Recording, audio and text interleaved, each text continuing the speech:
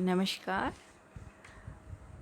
आज हम पढ़ रहे हैं इंडस्ट्रियल सोशलॉजी में socio culture factors affecting industrial growth in developing societies. मैं मीनू वॉल्टर, समाजशास्त्र विभाग, एसपीसी गवर्नमेंट कॉलेज अजमेर से। आज हम इसका पार्ट 2 पढ़ेंगे। पार्ट 1 में हमने इससे पहले वाले वीडियो में कुछ कारकों का उल्लेख किया था, जिसमें समाज की सामाजिक सांस्कृतिक संरचना की बात करी थी कि उनमें वो कैसे कारक प्रभावित करते हैं। मनोवैज्ञानिक और सामाजिक आवश्यकताओं की बात करी थी और जनसंख्या वृद्धि की तीव्र गति की बात कही थी और विकास संबंधी सामाजिक और राजनीतिक अपेक्षाओं का अभाव की बात की थी। आज हम उसी कड़ी को आगे बढ़ाते हुए नेक्स्ट हम पढ़ रहे हैं सामाजिक सांस्कृतिक कारक कि किस तरह से विकासशील समाजों में ये प्रभावित करते हैं। इसमें पहला है उद्योग एवं मानव। प्रत्येक उद्योग के जो संगठन एवं संचालन है, उसमें एक मानव की भूमिका हमेशा सर्वोपरि होती है, क्योंकि मानव ही मशीन का संचालक है तथा उत्पादक है। यानी संचालन भी वो करता, उत्पादन भी वो करता है और मानव ही उद्योग नीति का निर्धारण करता है। जो समाज उद्योग के लिए कुशल, परिश्रमी और प्रशिक्षित प्रबंधक एवं श्रमिक उपलब्ध कराता है, तो उसके औद्योगिक विकास में अच्छी गतिशीलता आ जाती है। और दूसरी ओर हम देखें कि जिस समाज में इस प्रकार के अधिक श्रमिक उपलब्ध नहीं होते, वहाँ औद्योगिक विकास में बाधाएं उत्पन्न होती हैं और विकास की जो गति है वो धीमी पड़ जाती है। विकासशील समाजों में औद्योगिक विकास में अगर हम उचित गतिशीलता लाने के लिए यह ज़रूरी है कि समाज अपने उद्योगों के लिए योग्य, कुशल, परिश्रमी, कर्तव्यपरायण और प्रशिक्षित व्यक्ति प्रदान करे, जिससे औद्योगिक विकास अच्छी गति से चल सके। तो उद्योग को जो प्रभावित करता है वो मानव, और मानव के द्वारा किस तरह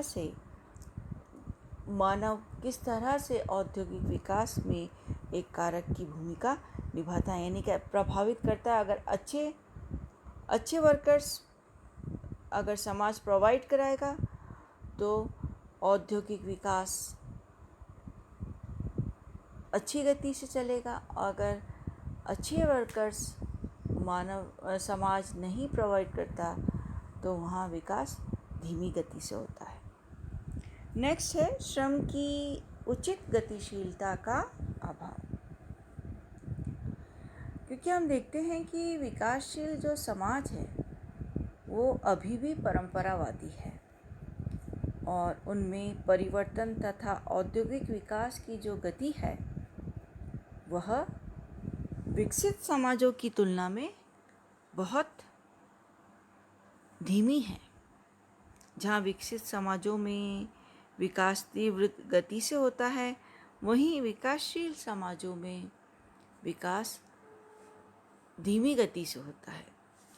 क्योंकि औद्योगिकरण की जो प्रक्रिया को गतिशील बनाने के लिए श्रम की गतिशीलता बहुत अधिक आवश्यक है, परंतु विकासशील देशों में समाजों में श्रम की गतिशीलता कम पाई जाती है, क्योंकि श्रमिक का घर के प्रति जो मोह है वह इतना अधिक होता है कि अपने गांव और शहर की सीमा से वो बाहर जाना कम पसंद करता है।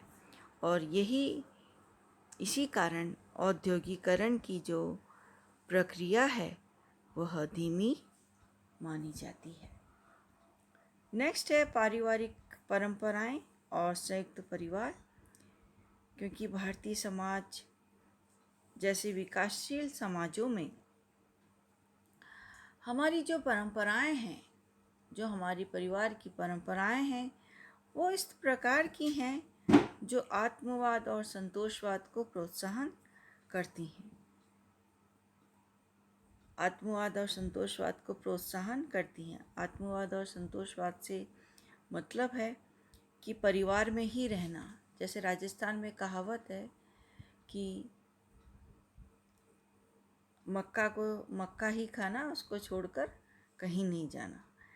कहने का ये मतलब है कि जो हमारी परंपराएं हैं, यानी परिवार में रह के जो संतोष लोगों को मिलता है, उन परंपराओं को छोड़कर हमें दूसरी जगह नहीं जाना। फिर है अर्धविकसित मानव पूंजी। आर्थिक विकास में जो मानव पूंजी का निर्धारक महत्व है, क्योंकि विकसित मानवीय पूंजी अर्थात हम देखते हैं कि स्वस्थ, शिक्षित, कुशल और नैतिकता जो संपन्न देशवासी आर्थिक विकास में बहुत सहायक होते हैं। लेकिन दुर्भाग्यवश अर्धविकसित देशों में मानव पूंजी भी अर्धविकसित ही होती है, क्योंकि देश में वैज्ञानिक और तकनीकी शिक्षा का और कुशल श्रमिकों का अभाव होता है। जब तकनीकी शिक्षा और कुशल श्रमिकों का अभाव होगा तो मानव पूंजी किस तरह से विकसित होगी। और जो स्वास्थ्य का स्तर है वो भी देखा जाए तो काफ़ी निचले स्तर का होता है। लोगों में विवेकपूर्ण विचारधारा का भी अभाव है। लोग सोचते नहीं हैं कि इससे हमारे जीवन पे क्या प्रभाव पड़ेगा और या हमारा ये कार्य किस तरह से एक विकासशील समाज में अपना भूमिका निभाएगा। और इसके कारण लोग धन अभाव के कारण लोगों के विकास के लिए अधिक पूंजी लगाना संभव नहीं होता। नेक्स्ट है श्रमिकों की सामाजिक पृष्ठभूमि। श्रमिकों की सामाजिक पृष्ठभूमि की जो समस्याएं हैं उसमें हम देखते हैं कि जो श्रमिकों की जो पृष्ठभूमि है और उस पृष्ठभूमि से जो उत्पन्न समस्याएं हैं उनका औद्योगिक विकास में घनिष्ठ संबंध है। क्योंकि औद्योगिकरण को संस्कृतिकरण की एक प्रक्रिया के रूप में भी देखा जाता है, क्योंकि आधुनिक औद्योगिकरण के अंतर्गत श्रमिकों को सांस्कृतिक और सामाजिक पृष्ठभूमि के महत्व पर विशेष बल दिया जाता है। विकासशील समाजों में कार्य के संगठन को प्रायः प्राचीन और कृषि अर्थव्यवस्थाओं के संदर्भ में देखा जाता है, क्योंकि हम देखते हैं कि श्रम को प्रेरित करने वाले जो मनोवैज्ञानिक और समाजशास्त्री आधार उतने मजबूत नहीं होते जितने औद्योगिक समाजों में होते हैं। फिर लिखते हैं अन्य सामाजिक कारक। विकासशील समाजों में सामाजिक व्यवस्थाओं में जो असंबद्धता है वो भी औद्योगिक विकास की क्रिया को बहुत अधिक प्रभावित करती है। क्योंकि जब तक सामाजिक संस्थाओं में असंतुलन होगा, अगर सामाजिक संस्थाओं में असंतुलन है तो वह औद्योगिक विकास को बहुत अधिक प्रभावित करेगा। इसके कारण भी अर्धविकसित देश की जो अर्थव्यवस्था है वह तेजी से आर्थिक विकास की ओर अग्रसर नहीं हो पाती, क्योंकि हमारी सामाजिक संस्थाओं में असंतुलन होने के कारण औद्योगिक विकास प्रभावित होता है। नेक्स्ट हम देखते हैं शारीरिक श्रम प्रधानता। शारीरिक श्रम प्रधानता से मतलब है कि विकासशील देशों के समाजों में हम ये देखते हैं कि ग्रामीण और परंपरागत समाज हैं जिनमें शारीरिक परिश्रम द्वारा जीवन का उपार्जन पर बल दिया जाता है।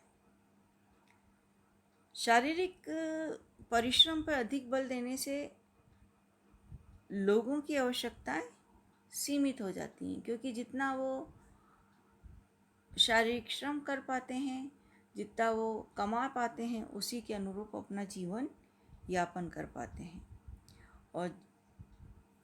और कृषि को ही उद्योग का मुख्य आधार माना जाता है और ये परिस्थितियाँ औद्योगिक विकास के प्रतिकूल वातावरण को प्रोत्साहन देती है।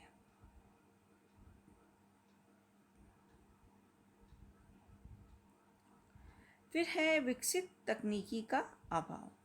विकासशील समाजों में उत्पादन की जो प्राचीन परंपरागत विधि का उपयोग किया जाता है, इसके कारण प्रति व्यक्ति उत्पादन विकसित राष्ट्रों की अपेक्षा बहुत कम रहता है, क्योंकि तकनीकी और जो साम्राज्य होते हैं, दोनों ही प्रकार की जो शिक्षा है उनका अभाव होने के कारण अर्धविकसित देशों में, अगर हम देखते हैं कि अर्धविकसित देशों में पिछड़ापन क्यों है, क्योंकि तकनीकी और साम्राज्य दोनों ही प्रकार की शिक्षाओं का अभाव होता है। इसके कारण विकसित देशों की तुलना में उत्पादन में बहुत अधिक पिछड़ापन रहता है, क्योंकि परिवहन और संचार साधनों का अभाव भी अर्थव्यवस्था को पीछे की ओर धकेलता है। और विकसित तकनीकी ज्ञान के अभाव में, अगर विकसित तकनीकी ज्ञान नहीं होगा तो फैक्ट्री में उपलब्ध जो मशीनें हैं उनका प्रयोग सही तरीके से नहीं होगा।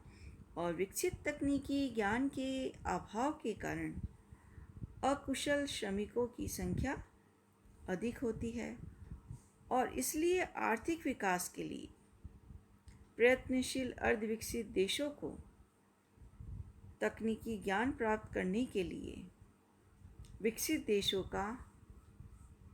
देशों की ओर देखना पड़ता है। तो इस तरह से हम देखते हैं कि सामाजिक सांस्कृतिक कारक किस तरह से विकासशील राष्ट्रों में अपना